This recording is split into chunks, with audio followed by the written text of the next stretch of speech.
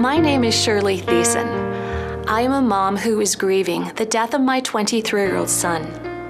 I am not a journalist, a producer, or even a videographer. However, I felt compelled to create a video that features personal grief stories from people in my faith community. The pain in grief has the potential to make each one of us more lonely or drive us deeper into community.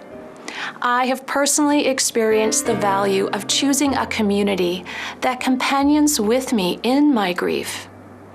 I'm convinced stories must be shared. The motive behind the stories is to bring hope to those who are bereaved and introduce you to others who understand grief. You are not alone. Without the courageous participants who were vulnerable in sharing their hearts and their stories, there would be no video. These inspiring people, who you'll meet in a moment, are my heroes. I invite you, dear grieving friend, to lean in and listen, and as you do, I trust your heart will be encouraged by the golden threads of hope woven into the fabric of each and every story. Hope is Jesus Christ. He wants to be the hope in your story as well.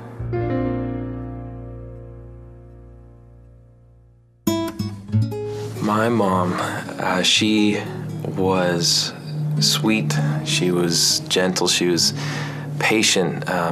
She was an example of faith to me, and just somebody who always had time for us kids and made the everyday stuff of life fun, and the kind of person that other people were drawn to. When my mom was 27, around there, she was diagnosed with cancer, and that was right around the time that she found out she was pregnant with my twin brothers as well. So we were living in Germany at the time. The German doctors were advising her to abort the pregnancy. My folks decided, let's come back to home, come to Calgary, and be surrounded by family. So my brothers were delivered prematurely, and they're healthy and well now. And she went through lots of cancer treatment, and through that, along the journey, obviously experienced the very taxing, the toll that treatment takes on a body, and even through that, unfortunately contracted hepatitis C through a tainted blood transfusion, all within this season.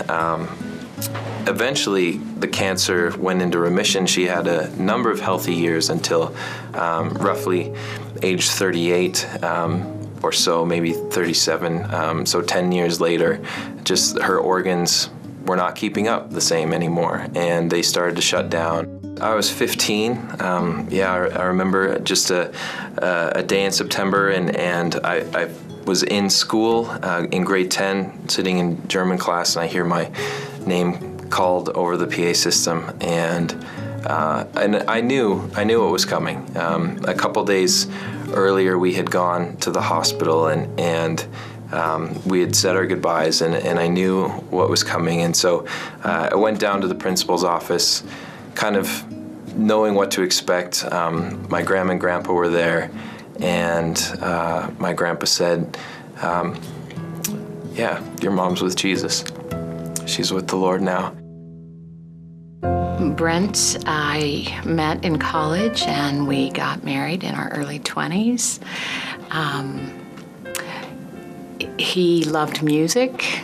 We did music together, and he was crazy passionate about hockey and loved to follow the Flames, had season tickets. He also loved humor, loved to make sure everybody was laughing around him. And he was an incredible businessman who worked his way up from a junior clerk to a manager over the course of his entire career. Brent was 52 at the time. He had been struggling with depression and anxiety for some time, and Most people didn't know that. That was a fairly private thing. On December 7th, I got some uniformed officers walking in my office mid-morning on a Friday and let me know that he had passed away, had been killed. He had taken his life by stepping in front of a C train. She had charisma. She had personality. She had a happy disposition. She was smart. She was beautiful. She was the type of person that when you walked into the room, you wanted her to be your friend. The date was November 20th, 2002. And Tanya's death was originally classified as a suicide, and it was designed to look that way by her husband, who was later charged with strangulation or death by hanging. Right then, the family had a choice to make as far as how we were going to react to that type of news and how we would respond, not only to the public, but to Michelle, her husband at that time. And it was through my mother setting a standard for the family, saying, look, this is the way that we're going to approach this. We're going to approach this with love and forgiveness. And so we had that attitude right from the onset. And so even our interaction while he was still free, we knew that the police were pursuing this as a murder. And yet we still tried to show him love and gave him opportunity to confess, and never had any sense of bitterness against him, and that was, I think, key. And so as it went to trial, we had that same attitude to our interviews with the press. They were trying to look for us and sometimes egg us on to have that element of bitterness against him and that hostility, and we weren't going to go down that road. And it made an impact to those who were covering the trial, the newspapers and the television and the other media. God is sovereign. We knew that right from the beginning, even though the circumstances would have us question what God was doing in our lives and why this was all happening to us, and certainly what had happened to Tanya. It left us, after this whole case, still sad and still angry, but comforted. After Tanya's death, we learned more about domestic violence, and we started to do a little bit of reading, because these type of murders happen about 40 times a year, certainly in Montreal or in Quebec. And so we wanted to get a better understanding of what happened, because we really, as a family, we didn't see this type of thing coming. I mean, we didn't see them argue or fight, or you would say, oh no, this is a conflicted couple. We just saw a couple that, disagreed at times, but didn't show an attitude where this type of situation would have been the outcome. And so we became advocates against domestic violence. We became involved with the Sunshine Center. We have a suite there in my sister's name that the family underwrites. And so, but it was in the study of the characteristics of what is commonplace in these relationships really got us thinking, and certainly me, doing an introspective look at our own relationship and recognizing that you're only one bad decision away from a very bad decision. And so when we started to look at areas in our own marriage and areas where we could improve, we started taking marriage enrichment courses and starting to grow our own marriage. And it was through that we thought, we could help others as well. At First Alliance Church, we're involved in the dynamic marriage ministry. That's how we started. About 5 years ago, we started becoming, not only having attended that course, it made such a huge impact on our marriage and on our relationship that we said we need to become trained facilitators. I was extremely close with my mom, and it was very hard for me when I got married and came to Canada. We were miles apart, thousands of miles apart. So in those days before internet, it was really hard because to call her, because it was just so expensive. So I would only call her once a month. And when I finally talked to her on the phone, there will be no talk, but just sobs, long sobs. So we would write letters every day, and in those days it was slow mail. So I would receive her mail 3 weeks later, and so we would write every day. not waiting for each other to answer. My mom was diagnosed with lung cancer at age 58, although she never smoked in her life. And 6 months later, she passed away. She went to be with the Lord. The date was May 19, 1996. I missed everything about my mom. I miss her smiles. I miss talking to her.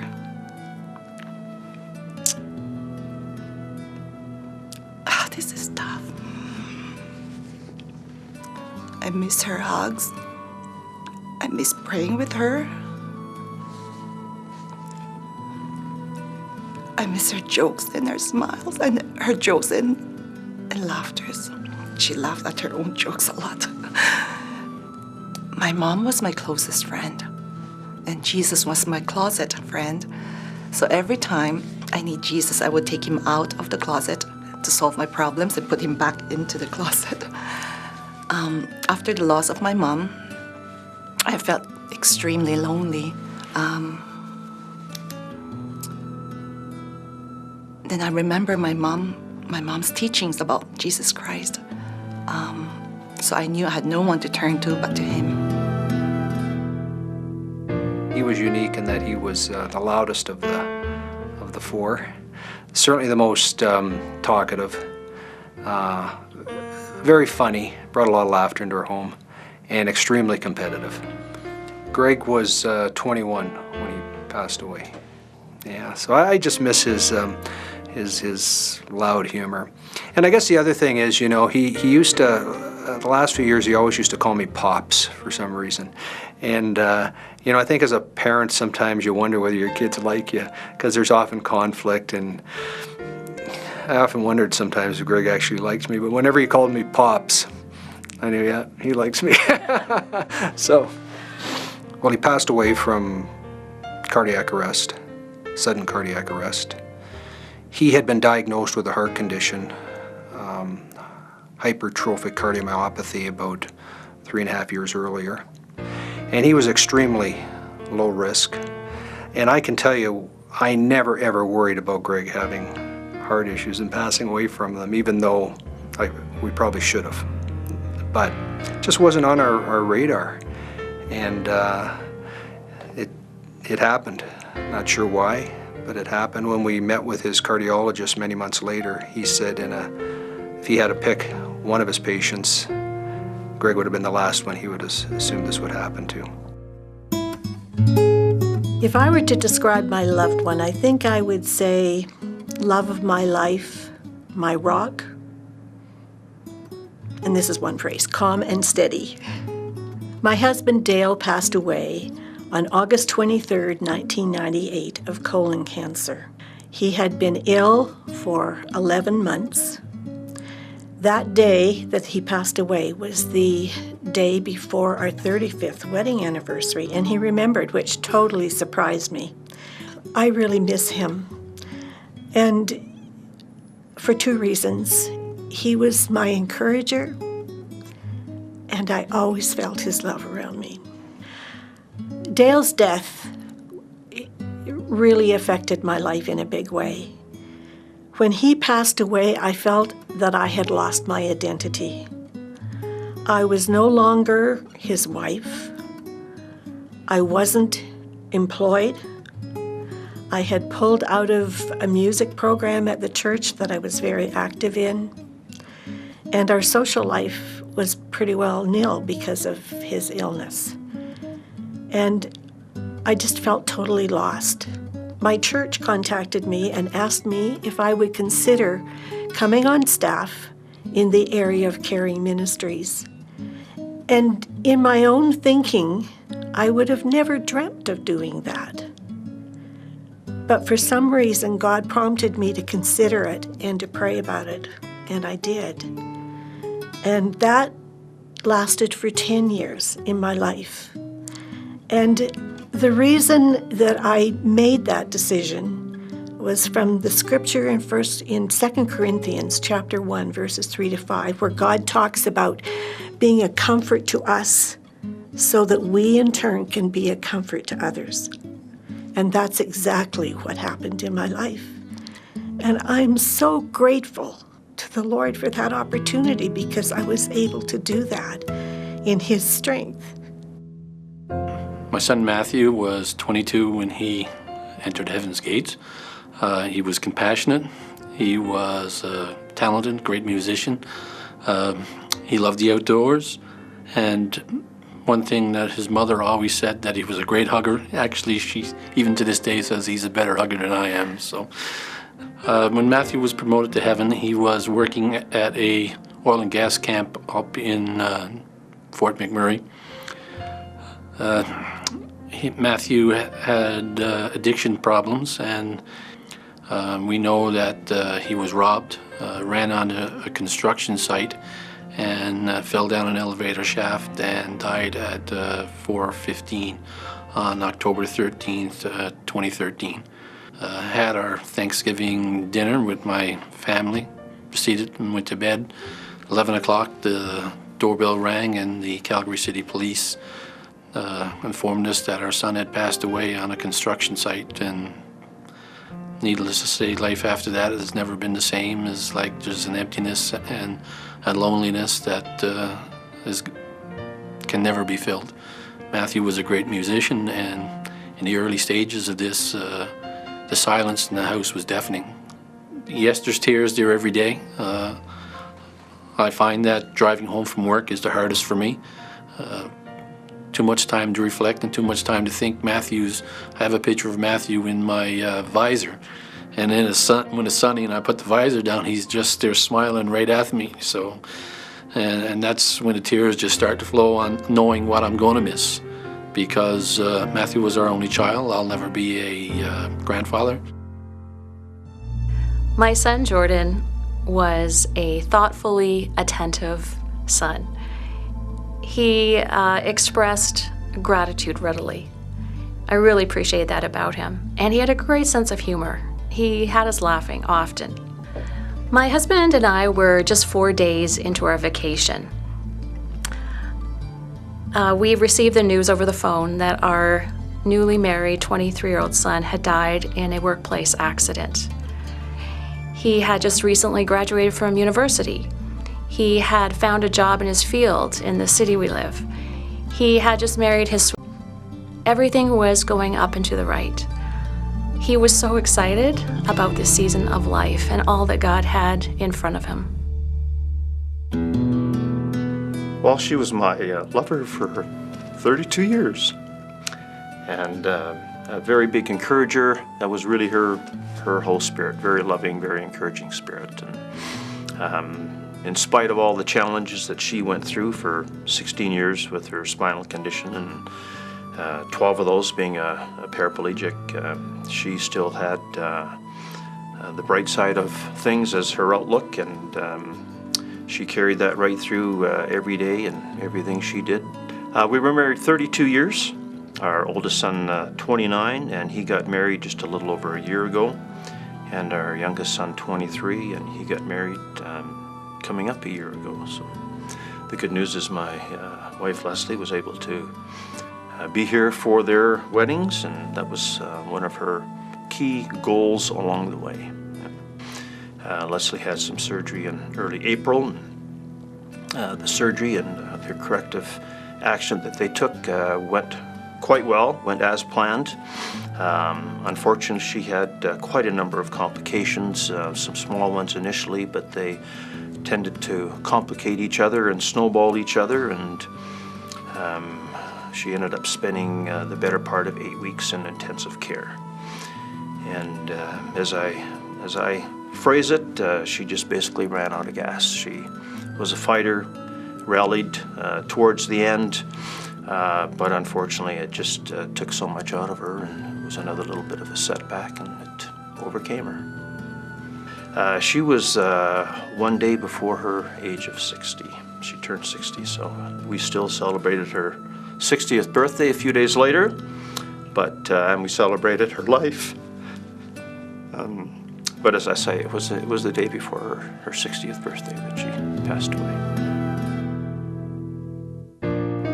My daughter, Raylyn, she was 20 months old, and she was just the happiest little girl, just curious, liked to dance in circles, and I loved singing to her, and she just would hum along with me. July 13th, 2002, on a Saturday night, our family decided that we had 3 kids at the time, 4-year-old Justin, 3-year-old Megan, and 20-month-old Raylyn. We decided to go to church on Saturday night, just because we had another little neighborhood girl with us, and we thought, wouldn't it be nice to just attend church on a Saturday night? And I still remember that service to this day. It was very meaningful. At the time, I didn't know how meaningful it was going to be to me. Pastor Ryan was speaking. He was speaking about what is most important in your life.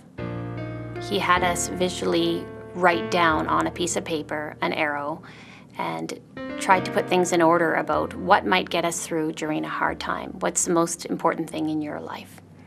At that point, he also shared a quote from Johnny Depp, who had said that his daughter was the most important thing in his life, and without his daughter, he would have no reason for living. So then after church, we decided rather than bring this little girl home with us, we would bring her home to her house, just make it easier on her mom. It was a nice day to have a lemonade in the backyard. So we were there about 10 minutes, and there's a lot of things that happened, but at the end of the day, we lost our daughter in a drowning accident in their indoor pool. There was a side door left open. So that was the most devastating day of my life, and at that point, I wasn't sure if I'd ever be happy again.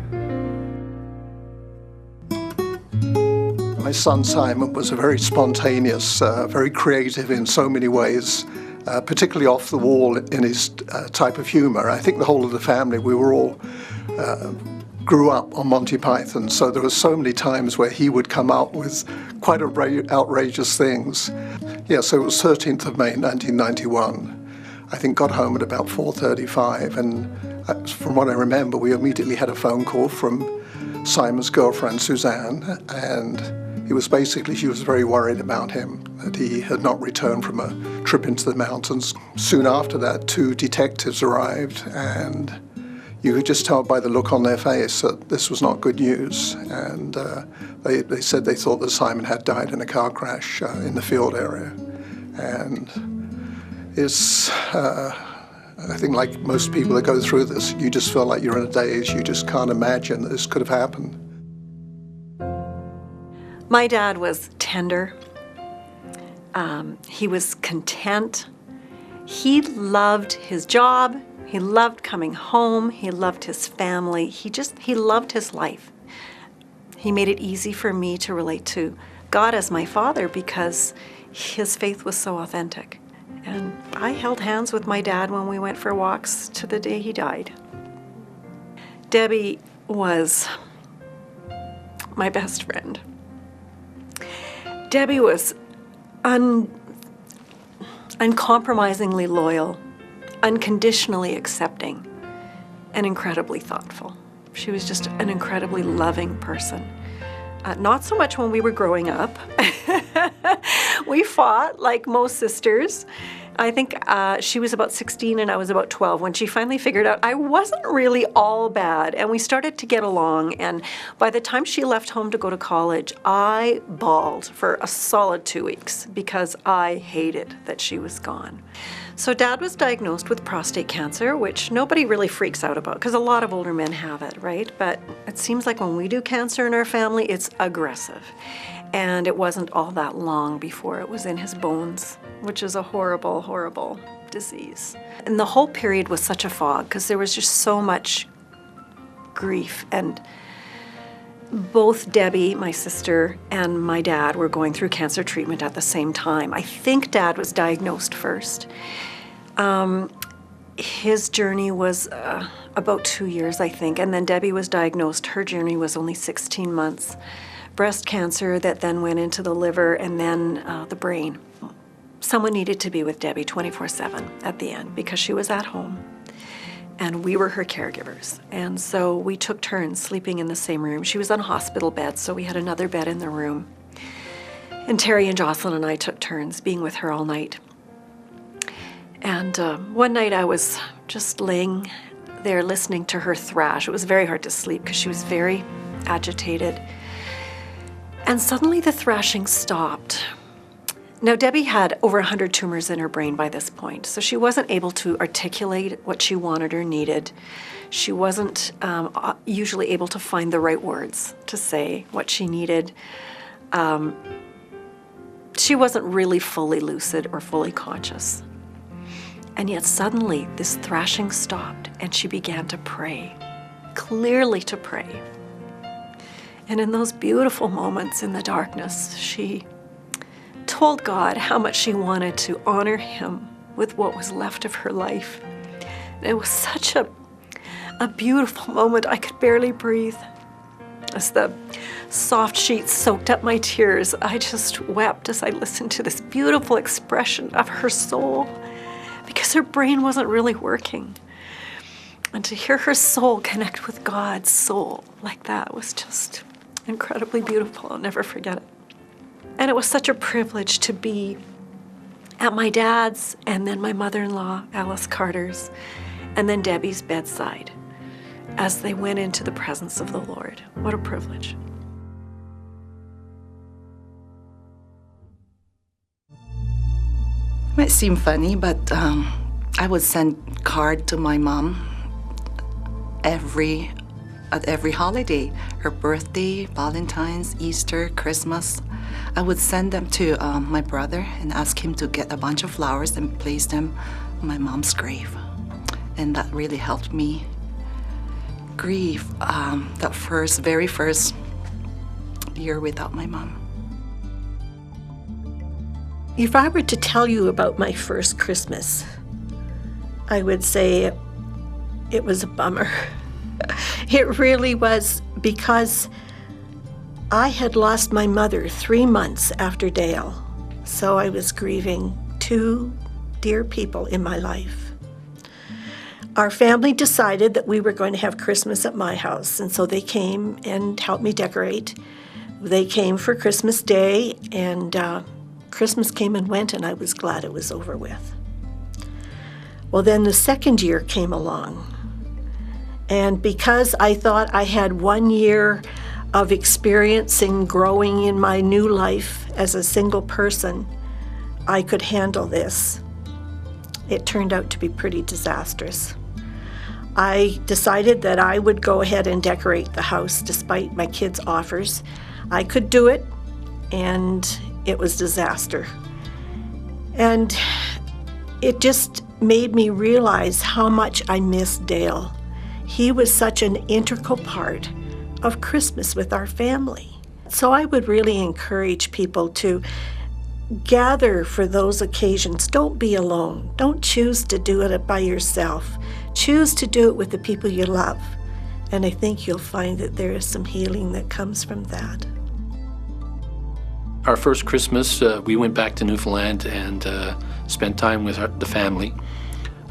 We did place a stocking at the fireplace for Matthew, and what we did ask was all family and friends to send us a memory, or send it to my sister-in-law a memory, which they did, and they placed in a stocking. And on Christmas night, we took the stocking down and we read all the memories. We laughed and cried, but it was a beautiful experience. When we came back from Newfoundland, we walked into my brother-in-law's house in Beaumont, and we sat down, and there was a tree next to the Chesterfield, and Darlene started looking at it. The lights were on. She said, "Is that a Matthew tree?" And my sister-in-law was like, "Yes, mission accomplished." So what she had done was contacted all the uncles and aunts and cousins and asked them if they would send an ornament that reminded them of Matthew, so she could put it on the tree. And none of them got together and planned what they were going to do. And so my sister-in-law said, as the ornaments started coming in, it was a big surprise to her that nothing was the same. She was expecting lots of guitars to come, and like there were birds came in, curling brooms, quads, skidoos, frogs, deer, fish, all kinds of things that Matthew had done. It was a blessing, and they all had attached a little note as to why they sent it. And so to this day, we've kept the tree up. It's in our living room upstairs in the house, and it's a blessing to go over at times when you feel a little lonely. You just go over to the tree and you look at it and you reflect on how much in his short life he touched so many people, and the opportunity we had to have him for 22 years that we were so thankful for.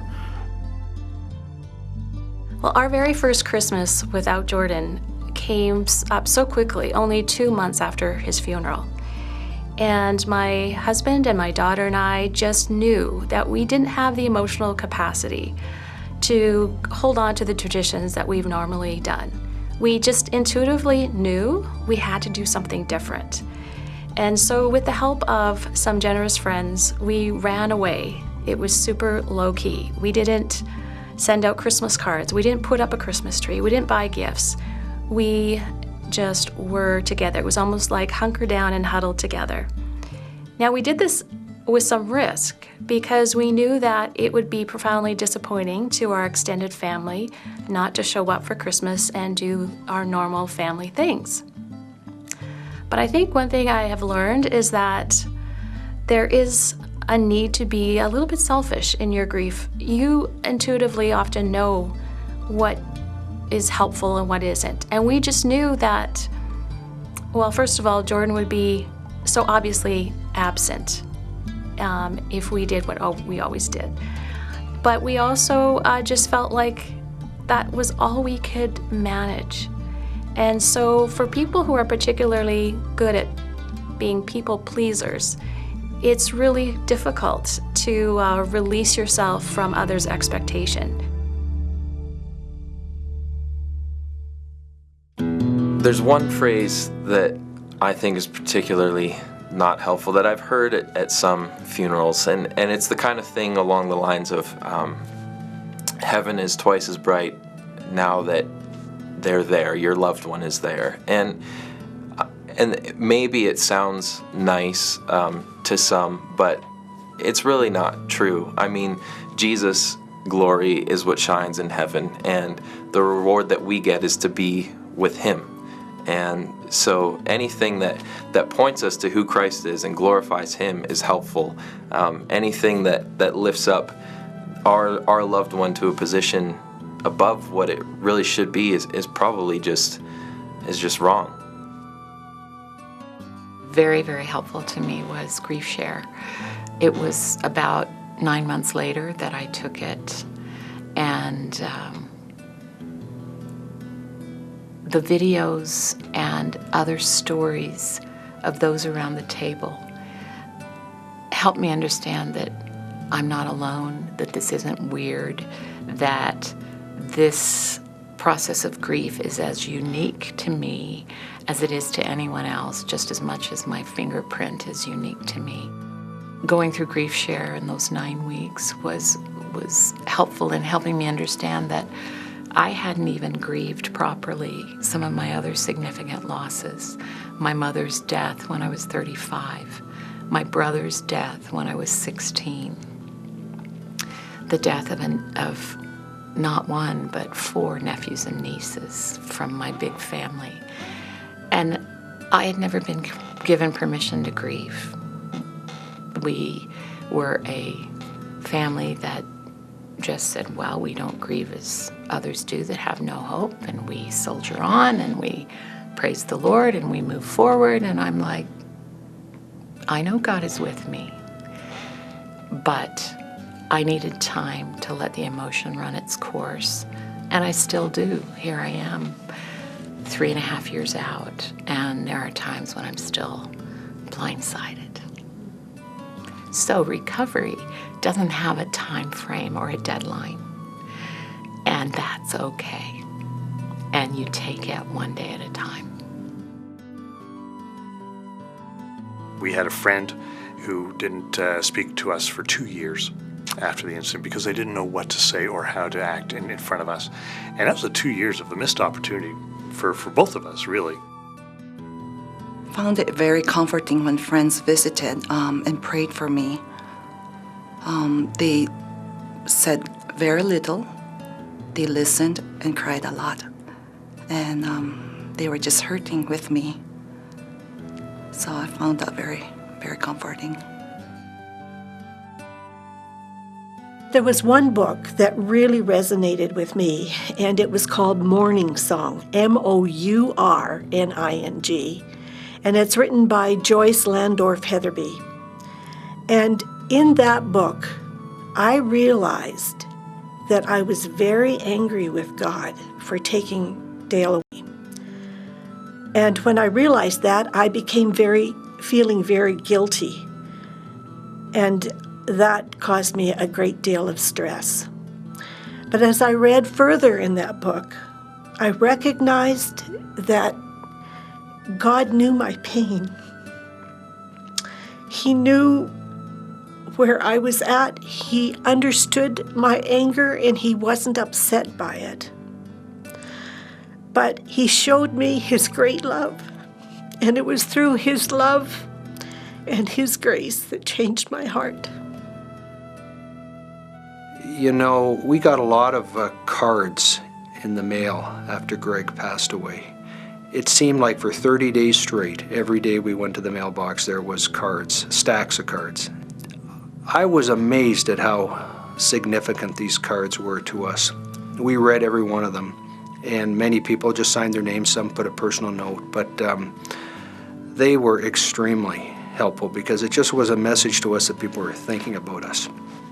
So if you don't know what to say, you can easily send a card. The most helpful thing came from a friend who was not an extremely close friend and not a person of the Christian faith.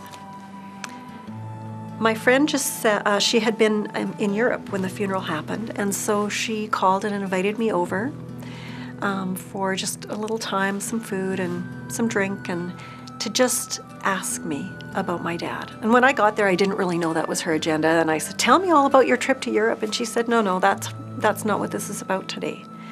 This is about you telling me about your dad. I never had the opportunity to know him. I wasn't at the service to hear the story, so I want you to tell me about your dad. And that was such a gift.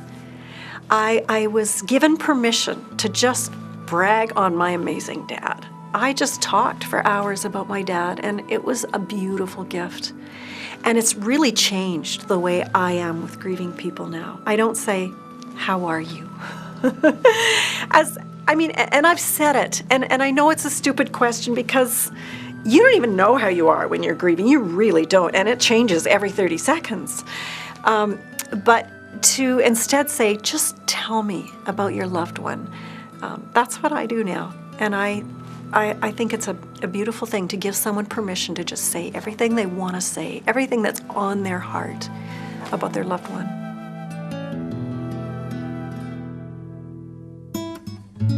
Between age 17 and age 52, my life was great. I was trained as an architect. I had met Jennifer at college. What more could I need? Had a wonderful family, had enough money to, have a reasonably good life.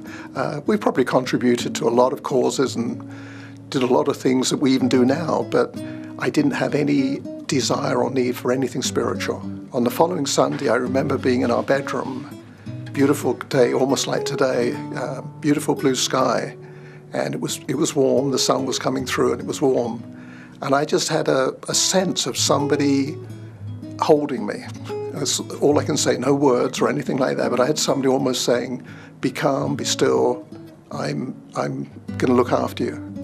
And with that experience, and then obviously meeting with the pastor that had been recommended to us by Simon's girlfriend's mother, I think a series of things started to happen that were, somehow part of that process. I mean, I really didn't understand what was going on at the time, but I fondly remember back to that moment. It was certainly life-changing. I do not remember saying to Simon, "I love you." I just don't remember it. If I did, it's been taken out of my memory. And I don't remember hugging him. I just, I think it's part of the British Reserve, rather like when we first joined the small church we joined, to have men come up and hug me was really weird. I just sort of almost wanted to pull back. So, yeah, that just wasn't in my DNA. that has changed in our family. I think soon after that, we're very clear about the fact that every phone call ends with "I love you," and when we get together, hugging is definitely very important. Yeah. Before Simon died, I don't remember crying. Now, I'm probably worse or better, whichever way you want to call it. I'm quite teary, and honestly, I'm glad.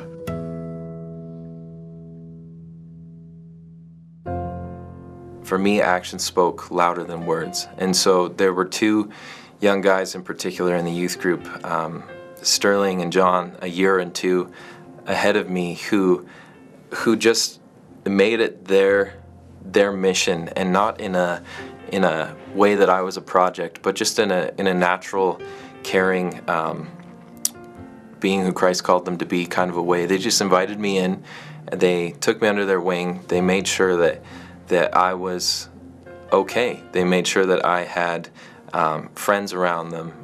They, at the appropriate time, would give me a piece of scripture as encouragement. They would invite me to youth events. They'd pick me up and drop me off again, so there wasn't an extra toll on my dad. And so those two guys in particular really showed Christ to me in those days. We understand in our brokenness that Jesus is our hope. There's an authenticity to our walk and how we've pursued Christ, and there's a realness to how we proclaim Christ as Savior and truly the one that we need to find our identity in, not our grief, not the hard things that we faced in life. I had waited a full year before I began considering whether I wanted to go into a relationship again, and I chose to go online, and that was a total bomb. I began to pray that God would bring someone into my life that I already knew, or whose life I could validate through mutual friends without having to rely solely on their word for who they were. And this gentleman had been in the church for 10 years. I knew of him. I'd sung with him. And I asked him out to a hockey game, and we had a great time. And 6 months later, we were married. So actually, marrying Henry was part of my recovery journey. It wasn't on a rebound. We both really searched our hearts and asked God to make it clear to us whether this was the right thing for us to do. And He has been such a gift. There's times when we've struggled, and Darlene has struggled, and I wouldn't know what to say or do. And I'm like, oh God, like, somebody call. Let somebody please phone. And the phone, about an hour or two later, the phone would ring with unexpected people that we haven't heard from in years, with words of encouragement. So, like, the Lord has opened doors and touched us immensely. I don't understand why Matthew went so early. I believe it's God's will. Do I like His will? No. I'll probably understand it when I get to heaven. People ask me what would be the first question I'd ask. I said, I don't know. I won't care what the first question is when I get to heaven. I'd be just so anxious to see Matthew, so anxious to see God, that the cares on here don't matter. And if it wasn't for our faith, I wouldn't be able to get through this, because if we didn't have the hope and belief that there is life after death, and that God is coming back again one day and we're all going to be reunited, I wouldn't be able to get through this, because without hope, you have nothing. Well, God has certainly shown up in powerful ways in my story, in that I feel like He's allowed me to rant and rave and loved me through that. Reading through the laments in the book of Psalms, I came to realize that He is very comfortable with us just being open about our emotions. I often had days where I fell apart. I would scream and cry, and noises came out of me I didn't even know I was capable of making. And yet in that, I still sensed God's love for me. But I did realize too that it would not be wise to set up my tent and camp there. And so I I felt like God was always welcoming back into his arms and saying, you cried out, but please always remember I love you, and this is not where I want you to stay. My oldest son has been a huge support for me. We were always close, but he's obviously been affected by the same incident here, and he's been doing his grieving, but he's been reaching out on a daily basis. She'd been dealing with a breathing tube for a number of weeks, and they had done some tests to see if she was strong enough to come off that breathing tube on her own, and she wasn't there. And I think at that time that she just sensed it was time. And there was a big decision that had to be made regarding quality of life decision. And who knows if a number of days later I would have had to make a decision to take her off that breathing machine, but I know that would have been her request, because we had talked about that long before she went in for her surgery. And I believe in retrospect God spared me from having to make that decision and the burden of that decision. So he definitely showed up there, yeah. And I didn't realize that at the time, but it was a couple of days later that the light went on that. I mean, I think in some ways in the early days I felt some level of guilt that I had avoided. I had 6 Christians working for me, so it wasn't like I wasn't exposed, but I probably wouldn't have allowed them to even come anywhere near me with any kind of message. So, yeah, I felt some level of guilt in the beginning that, Simon didn't have any encouragement to study this. But over time, I think I've realized that it's not for me to make the decision. And there are so many things that could have been going on in the background. And yeah, I'm reminded often about the thief on the one side of Jesus who, in literally the last seconds of his life, makes the decision to come to Christ, and he gets warmly welcomed. So I don't know what the answer is, and I've put total faith in God to work that one out. I no longer feel any guilt about it. It's been 13 years since we lost our daughter. And at that time, I would have thought I could never have joy again. I thought, this is it, I'm done. Check me out, I'm never going to be happy again. In hindsight, I can say that I've experienced joy, I am happy again. I still think about Raylyn, our whole family does. So you can find joy again, and you can experience God walking with you through these very difficult moments. We don't know what that's going to look like, but He'll be there.